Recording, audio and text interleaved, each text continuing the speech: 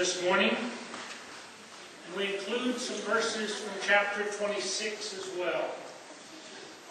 As we talk about and we conclude our time together talking about Isaac. And I wanted to point out that each of us inherit a physical attribute from our parents. And that's true. We look around and we can see the kids and the parents sitting next to one another, and they do share some physical attributes. But what is so much more important than that is that we share a spiritual inheritance as well. And one of the greatest things that we can give to our children and to our children's children is the message of Jesus Christ. And to share with them a spiritual heritage. They can know Jesus as well. Because we know this one thing is true. That I will not give an account for my children, nor will I give an account for my parents. But each of us one day will stand before the Lord and give an account for our deeds. And give an account for what we have done with this great and wonderful salvation that we have. Isaac was the son of a famous father, Abraham. And he was a father of a famous son, Jacob.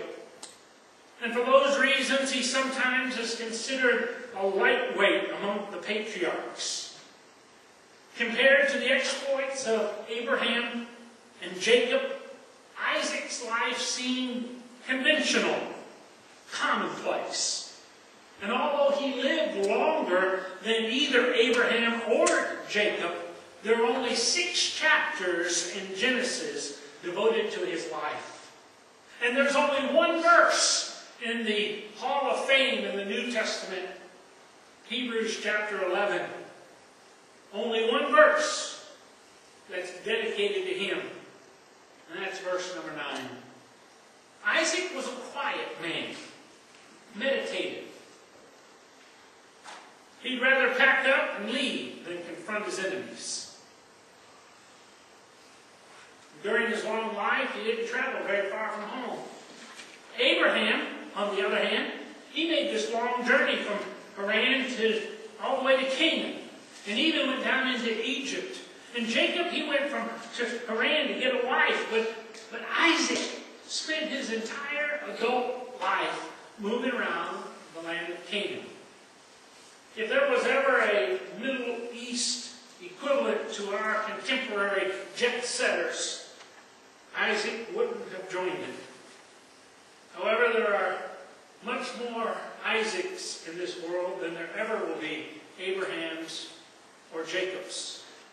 And these people make an important contribution to our church and to our communities. Even if they never see their name up in lights, or their names in the bulletin, or their name on a marquee somewhere.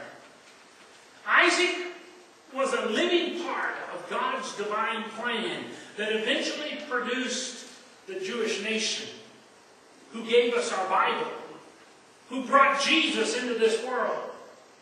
And that's nothing to be ashamed of. Isaac wasn't a failure. He was just different. After all, the people of each generation have to find themselves and be themselves and not spend their lives lavishing trying to imitate their ancestors. I remember a country western song that's asking the question, why do you drink? Why do you carouse around? And of course the answer was, it was because of my father and my ancestors and just living up to their reputation. How tragic it is when individuals try to live up to someone else rather than just be themselves in the sight of God. But with all that said, I don't want us to be cheap imitations. We need to be a valuable original.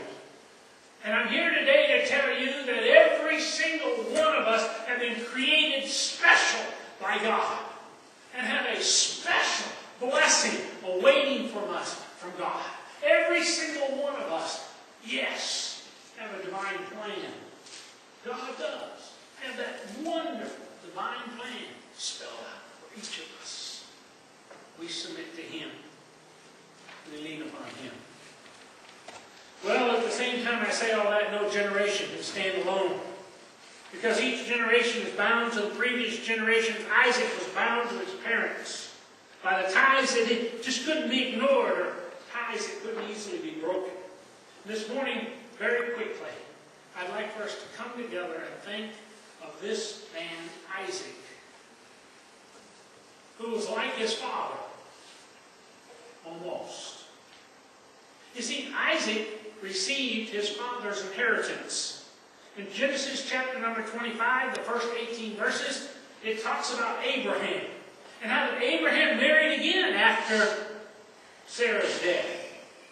And he had many children. I believe there's 4 or 5, 6 children that are listed there for us in those verses. And Abraham recognized his other children. And he recognized their special place in God's plan.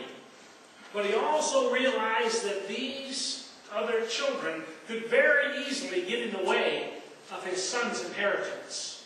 And so here's what his plan was. He gathered them all together before he died. And he gave each of them a part of their inheritance. And he sent them away. So that only Isaac received the blessing. And only Isaac will receive the great inheritance. When you think of our inheritance, you immediately think of something tangible. Some asset in which we have from our parents that we pass down to our children. Do you have something like that? I remember one day that our daughter came in, and it was a Sunday afternoon, and it was after dinner, and she worked at a lawyer's office, and she asked me, she said, "Dad, do you have a will?" I said, "Yes, we have a will." She says, "Where is it?" I said, "Well, it's in the safety deposit box, and one of them copies are here in my desk drawer." She said, "What does it say?" She wanted her inheritance. She wanted to know. And so I just very simply said, "Daughter of mine, the one that's closest to my heart, you'll share everything that we have with your brother Stephen." "Everything?" "Yes, everything." She looked over at Stephen and she says, "I want the piano." Stephen looked at the piano and said, "Sure, no problem." That afternoon I walked out and Stephen was gathering up all of my tools.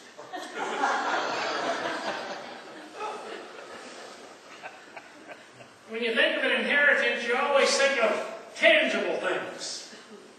By the way, I told him to clean them up and put them away. They're his, yes, someday, but in the meantime, keep them clean. Don't lose them. Don't lose your inheritance, folks. Don't lose it.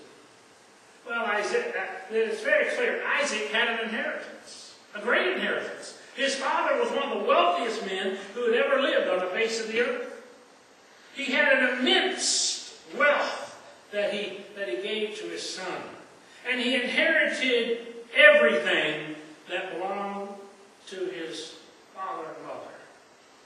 But there was something more that he inherited. He inherited a covenant blessing from God. He inherited a blessing that God was going to give to Abraham's children's children's children. That of all the nations on the earth, it was going to be his descendants that was going to be the greatest blessing. For you understand that through Abraham, the descendants, and through Isaac's descendants, there came one by the name of Jesus. Throughout this next year, we're going to be talking about the descendants of this one named Jesus. And when we finish Isaac, we're going to talk about Jacob, and Jacob's twin brother for a few months, or a few weeks rather. We'll move through Joseph, and Joseph to Moses. And Moses